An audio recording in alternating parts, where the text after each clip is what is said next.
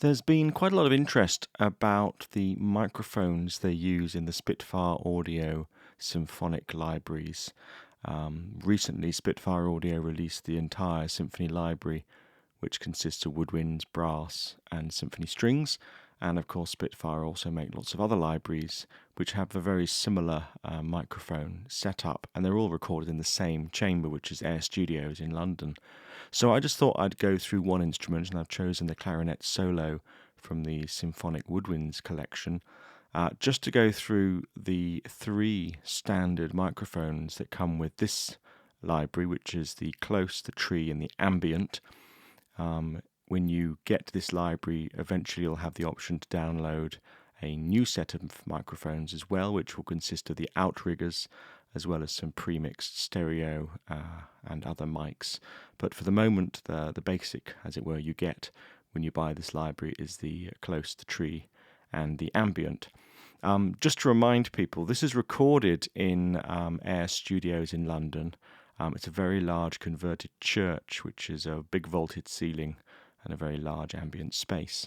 So 3 sets of microphones in this case have been put into this contact instrument. The close mics are a stereo pair of mics, XY mics, just hanging up above where the instrumentalist was playing.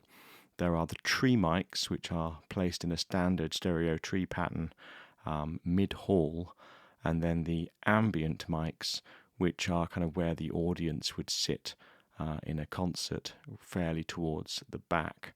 And this allows you to mix 3 sets of mics to create a stereo signal that fits with your instrumentation or your playing style, but also allows you to select whether you just want to look at close mics, tree mics, or ambient mics. So I've loaded up the clarinet solo on the screen in front of you, and I've selected the legato instrument on the screen here, and I've just at the moment loaded with the default tree mic. You can turn off the mics by clicking on the little buttons at the bottom here.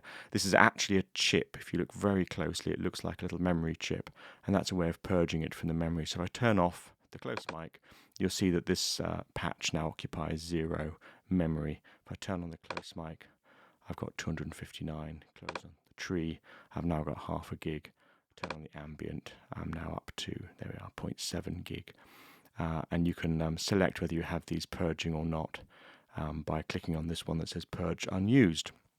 So if I click on the Purge Unused and then slide these sliders down to 0, you'll see that the memory stays the same, but it turns off the mic. And as I slide it up, the mic turns back on again.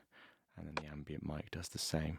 If you leave it on Purge Unused and you slide these sliders down, when you hit the bottom, you'll see here the memory immediately shifts as this turns off, and as you slide it up, it occupies more memory. So it's quite useful if you are mixing the 3 microphones and intend to dynamically mix them within your production. Turn off the Purge Unused. You can also automate these by right-clicking and learning MIDI automation. I've already learned MIDI automation for these. And if I slide these 3 sliders here on my controller keyboard, I've got control over these 3 microphones. So that's quite a handy thing to have. So I'm going to choose the tree mic, which is my standard mic that you'd use in a concert hall setting. I'm going to make sure that the legato is selected, and I'm just going to play some random noodles while playing with the dynamics with my foot pedal and the vibrato using the controller on the keyboard.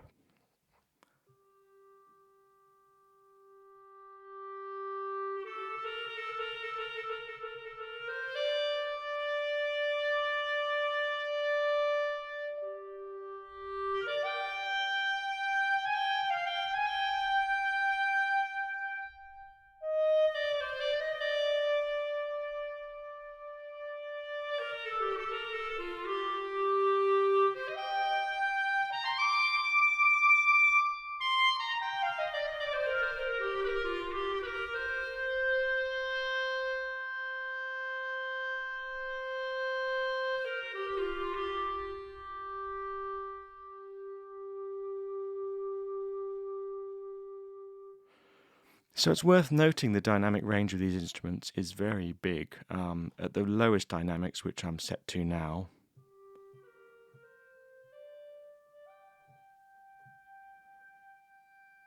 you've got a really subtle, soft instrument, and at the highest dynamics, you really have quite a rasping clarinet. And everywhere in between, if I just play a C and just go through the dynamics, you'll hear that.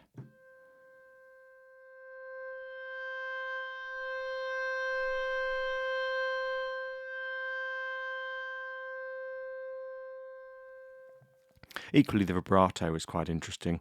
If you slide up the vibrato knob mid-note,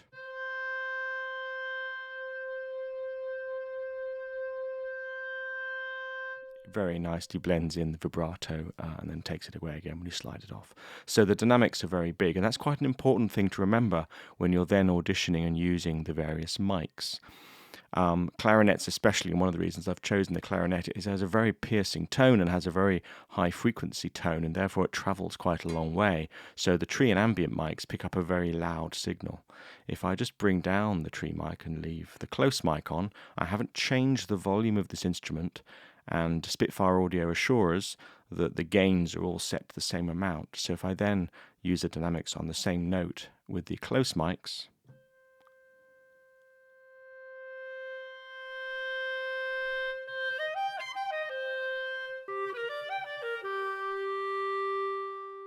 you can hear that actually the overall volume is a lot less. The same with the vibrato. It comes in and comes out, but there's a lot less dynamics on that because of the close mic really picking up the local energy of the instrument and not allowing it to reverberate and therefore add a little bit to the sound. Having said that, by combining the close and the tree together, you can get a lovely close sound. Let's take a bit of tree off there. A nice close sound, but with the addition of some reverberation trails and a little bit of ambience from the tree mics.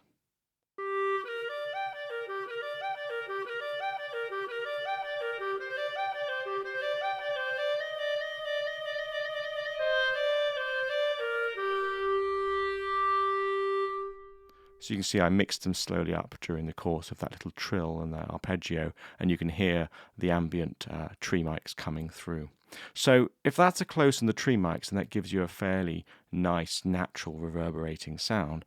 What are the ambient mics all about? Let's turn the ambient mics on, and just listen to them in isolation.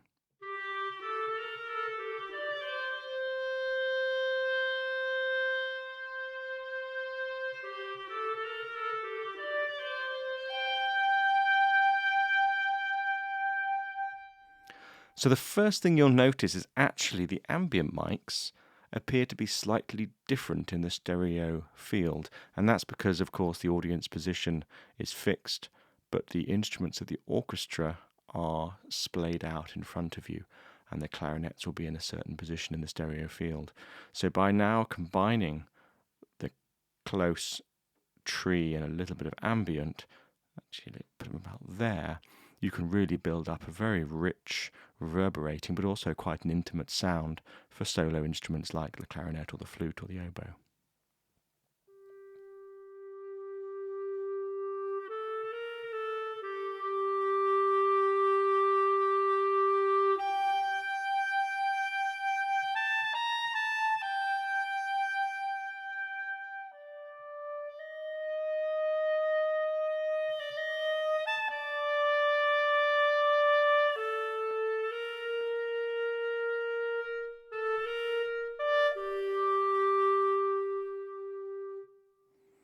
So you can hear there, you can get a very realistic sound, and imagine that blending with a concert orchestra or symphony orchestra.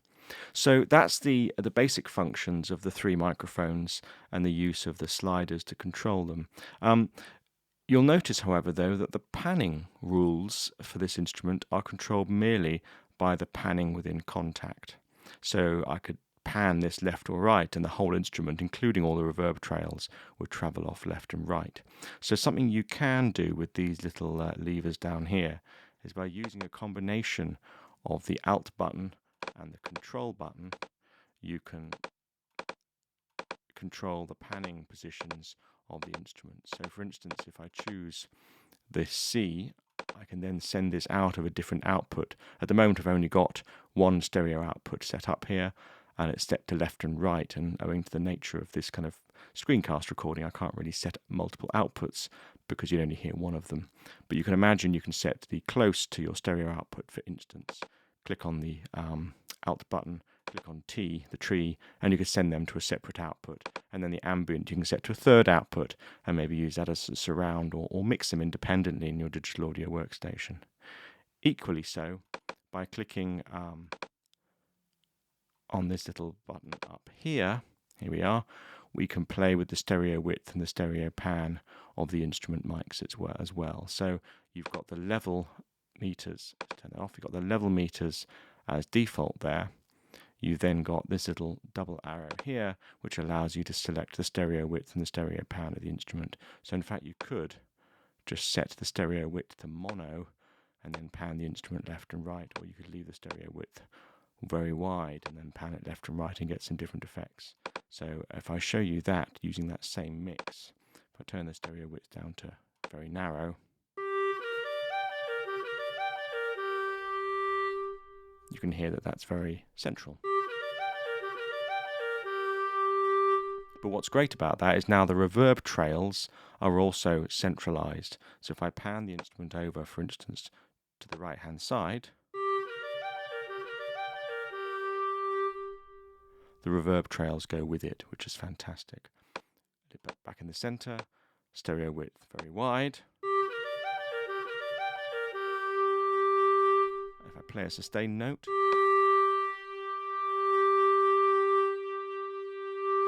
my stereo pan doesn't actually take it left and right, it merely emphasizes the left or emphasizes the right because we've set the stereo width very wide. So by using those tools, you can actually position your instrument very nicely within a stereo field. What you've also got with the stereo width and the stereo pan is they are combined with the outputs. So if you've got the 3 different microphones set to 3 different outputs, this control will control all 3 outputs. So essentially, by setting the stereo width to nothing and leaving the stereo pan in the center, you'll create 3 monophonic outputs. 2 channels, but they'll be equal in both channels. So that is the way that the panning works and the instrument sliders work. The outriggers are a little bit further away from the ambient mics and give you a slightly wider sound. So my advice and my recommendation when using these instruments, if you've got the memory to support them, is load up at least 2 of the 3 mics to try and get a good balance of sound. But on the whole, to be honest, just turn off the close mics and the ambient mics for a second.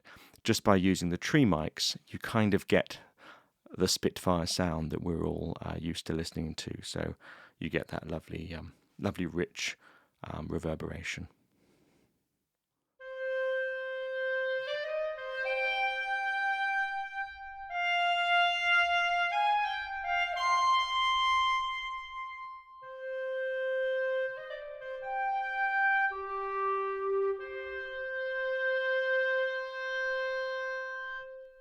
So that's just a little go through the microphones. I chose a clarinet because it's got quite a nice tone to it, but those microphone settings, panning, and the controls really apply to every instrument in Spitfire Audio.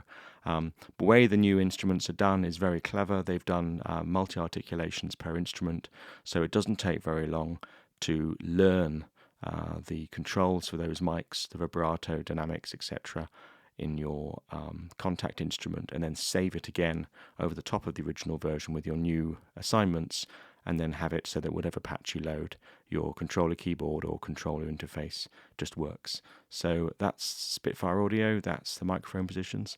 I hope this has been useful.